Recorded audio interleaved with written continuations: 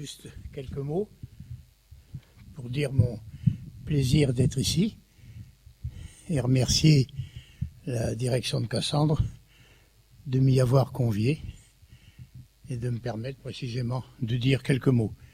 Mais moi, j'écris en général tout ce que je dis. Alors, je vais vous dire un petit mot.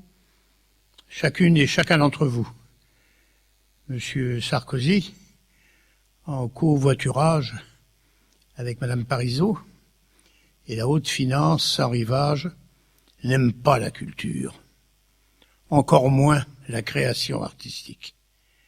C'est un décivilisateur qui, dès les premiers jours de la mise en spectacle de son carnaval des apparences, comme dirait Georges Ballandier, a tracé l'incroyable consigne impérative que vous connaissez mais que voici, au ministère des Affaires culturelles.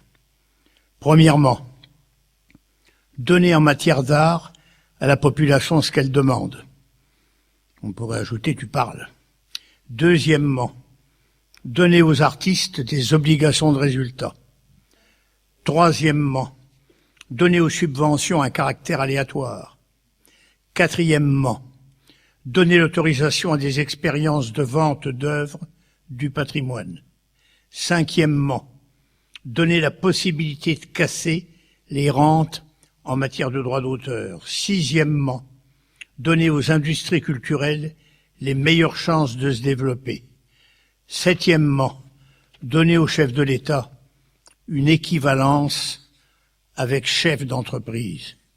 Et huitièmement, donner au capital humain un traitement économique. C'est ainsi que depuis 4 ans, 5 ans, il nous inflige des désirs qui nous affligent. Il tend à privatiser l'État-providence. Il a rêvé d'un peuple somnambule. Il est vrai qu'un temps il y eut pour réponse que l'impuissance des missionnaires. Aujourd'hui, on perçoit le grondement des révoltes de rue, de création, d'expression, de scrutin qui commencent à composer une résistance offensive. L'improbable n'est jamais impossible, surtout si l'espérance n'est pas solitaire.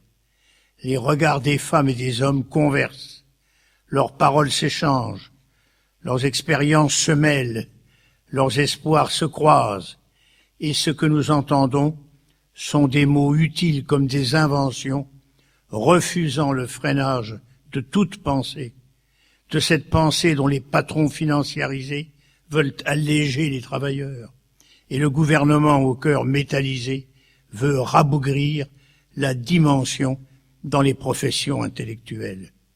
Oui, quand un peuple abandonne son imaginaire aux grandes affaires, il se condamne à des libertés précaires. Nous disons non, non à la maladie du travail qui casse les métiers et abîme ceux qui les exercent jusqu'à les priver de possibilités de rencontrer l'art. Quand on ne respire pas au travail, il ne faut pas croire qu'on respire dans le temps libre. Nous disons non au management guerrier qui domine les travailleurs. Nous disons non au malmenage arrogant de la dignité des femmes et des hommes au travail. Nous disons non au chiffrage de tout jusqu'à l'intime, au point de classer parmi les quadrupèdes, comme disait Musil, les chaises, les chiens, les tables et les équations du 4e degré. Nous disons non à cette époque étrange où il y a une culture qui veut en finir avec l'humanité. Non, non et non à l'inacceptable stratégie du bloc du pouvoir. La tâche est inouïe pour en venir à bout. C'est ce que le Front de gauche a engagé, ce pourquoi il s'est assemblé avec les premiers beaux, je dis bien beaux, résultats que l'on sait. Face au chiffrage de la vie, nous sommes le déchiffrage des rêves. J'aime à penser que nous sommes des lucioles. Nous voulons courageusement donner un avenir à nos origines. Alors, pour continuer, même et surtout avec impertinence. Écoutons ce gazier électricien qui fréquente les œuvres de la CCAS. J'ai compris que la culture est un droit et un bonheur. La culture, pour moi, c'est ce qui t'élève au-dessus de toi, au-dessus du lieu où tu es né, de l'époque où tu vis. Tu te sens partie prenante du monde entier et de toute l'humanité. Encore faut-il qu'il y ait des créateurs qui soient libres, des créateurs souffleurs de conscience, avec les œuvres de qui on respire, on jubile leur intime, qu'ils offrent à un intime à l'instant devenu. Je cite Pierre Soulages, l'art donne forme à l'inachevé. Christa Wolf, la grande écrivain allemande, le sentiment éprouvé dans l'expérience artistique nous permet d'imaginer ce que nous pourrions devenir.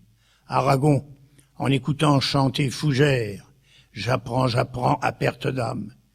Apollinaire, quand l'homme a voulu imiter la marche, il a inventé la roue qui ne ressemble pas à une jambe. C'est comme pour les noms de la fiche rouge. À prononcer, c'est parfois difficile, mais c'est ainsi, et c'est tellement mieux que la sorte de Nostradamus que nous avons encore, pour peu de temps, je l'espère, à l'Élysée, emporté dans une espèce de bafouillage inexplicable et grandiose entre ce qu'il a voulu faire, ce qu'il a cru faire, ce qu'il a fait et ce qu'a fait ce qu'il a fait. Allons, je termine en pensant à trois choses. À Sarajevo, aux têtes raides et à Peggy. À Sarajevo, où j'ai connu, pendant la guerre, un homme fabuleux, Predrag Matvejevic. Et il m'a dit, dans une intervention, nous avons tous un héritage et nous devons le défendre. Mais dans un même mouvement, nous devons nous en défendre. Autrement, nous aurions des retards d'avenir. Nous serions inaccomplis. Et là, je l'ai coupé et lui ai dit, tu sais peut-être que René Char a dit, l'inaccompli bourdonne d'essentiel. Nous y sommes aujourd'hui. Les têtes raides, quand ils jouent magnifiquement, tout en chantant leur célèbre Ginette, le musicien-chanteur fait se balancer une lampe qui tantôt éclaire la salle, tantôt la scène, c'est-à-dire l'ensemble, ne laissant personne dans l'ombre et affirmant la solidarité, et que l'histoire est ce qu'on y fait, une chose qu'on agit et non pas qu'on subit. Et pour finir, Peggy, je n'aime pas les gens qui réclament la victoire et qui ne font rien pour l'obtenir. Je les trouve impolis. Alors je salue la politesse de votre assemblée et je vous dis ce que j'ai dans le cœur et dans l'esprit. Ayez des excès de courtoisie.